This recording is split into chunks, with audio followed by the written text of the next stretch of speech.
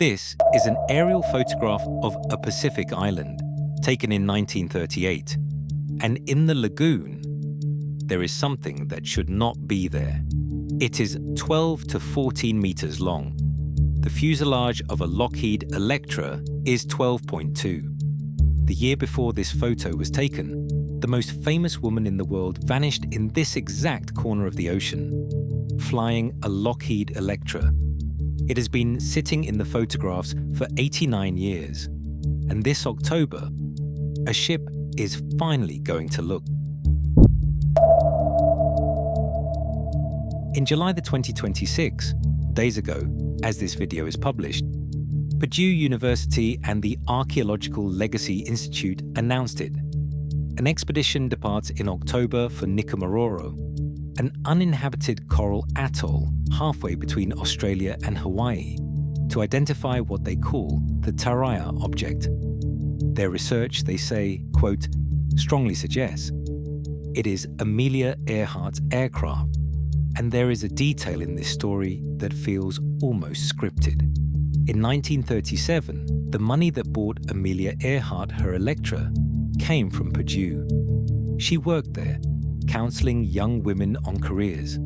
The university that gave her the airplane is the one going to bring it home. To understand what they think is in that lagoon, you need to understand the morning she vanished and the search that failed her. Because the most painful part of this story is not that she was lost, it is how close the world came to finding her. July 2nd, 1937.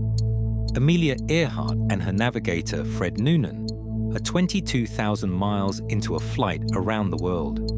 2,500 miles of open Pacific remain. Their target, Howland Island, 2.5 kilometers long, 3 meters high, a fleck of sand in an ocean the size of a planet. Waiting off Howland is a Coast Guard cutter, Itasca, her radio operators logging every word.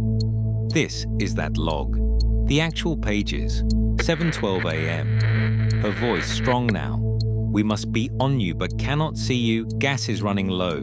Been unable to reach you by radio.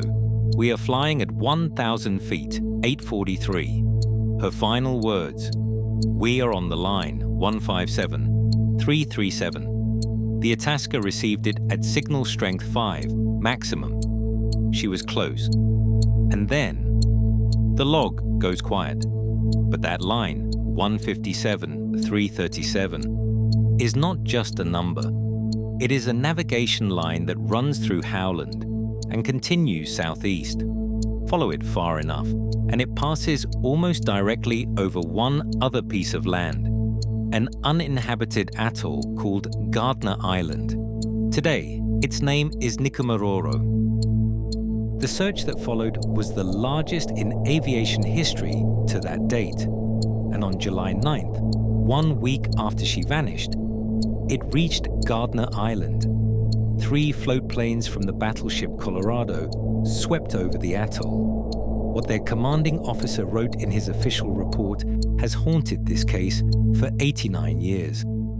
Quote, signs of recent habitation were clearly visible. On an island that had been uninhabited since 1892. His plane circled. Nobody waved back. So, quote, it was finally taken for granted that none were there. They flew on. No one ever landed. If she was down there, injured, dehydrated, waving at the sky, or too weak too, the entire rescue passed 400 feet over her head and left. The ship sailed home. The official verdict, crashed into the sea, sank, case closed. Except the island would not stay quiet. 1940. A British officer, Gerald Gallagher, finds bones beneath a tree on Nikumaroro, a human skull, part of a skeleton, and beside them, a woman's shoe, a box built for a ship's sextant, a bottle. The bones go to Fiji. A doctor takes 7 measurements and declares them a European male. File closed again. Then the bones vanish, lost forever. All that survives is his measurement sheet. 7 numbers, 2018. Professor Richard Jantz, co-creator of the software forensic labs used to identify skeletal remains, runs those 7 numbers through modern analysis. The result? The bones are more similar to Amelia Earhart than 99% of a large reference sample. His conclusion, in his own words, the evidence strongly supports that these were her bones.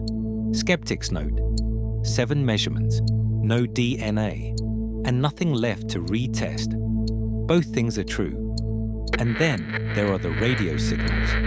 For 2 weeks after she disappeared, operators across the Pacific and living rooms across America reported voices on her frequencies. Researchers have catalogued 120 reports. Their analysis judged 57 of them credible. Here is why that number matters. Her radio could not transmit from the water. For those signals to be real, the Electra had to be on land, on its wheels, running an engine. The most haunting report came from a 15-year-old girl in Florida, listening to her father's shortwave. Betty Klenk filled school notebook pages, over days, with what she heard. A woman's voice, frightened, saying things researchers argue a teenager could not have invented. Her father took the notebook to the authorities. They told him they were, quote, working on it. The notebook still exists. Officially, it changed nothing. This case has broken hearts before. In 2024, a deep-sea company released a sonar image near Howland that looked exactly like an aircraft. World headlines. 10 months later, a robot returned for a closer look. It was a rock formation, shaped by pure geological cruelty, like a plane. So here is the honest scoreboard, 89 years on. Theory 1. She ran out of fuel and sank near Howland. Favored by many experts, supported by nothing found in 4 ocean searches. Theory 2. She flew that line south, landed on Gardner's Reef, and survived for days, supported by the bones, the shoe, the signals, the report of habitation, and proven by nothing. 2 theories, 1 lagoon, and 1 object in the photographs since 1938, which brings us back to the Taraya object, 12 to 14 meters.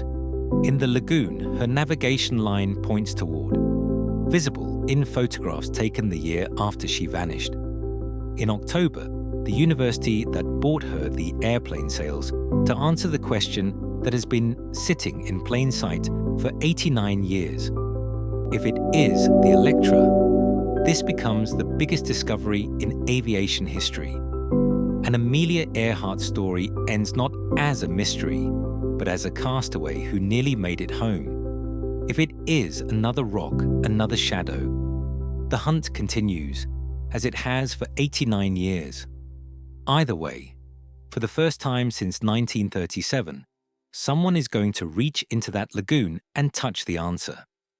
We cover the hunts for the world's lost aircraft, including the one for MH370, on screen now. Subscribe, and when that ship reaches Nikumaroro in October, you will hear what it found here, and tell us below, the ocean or the island.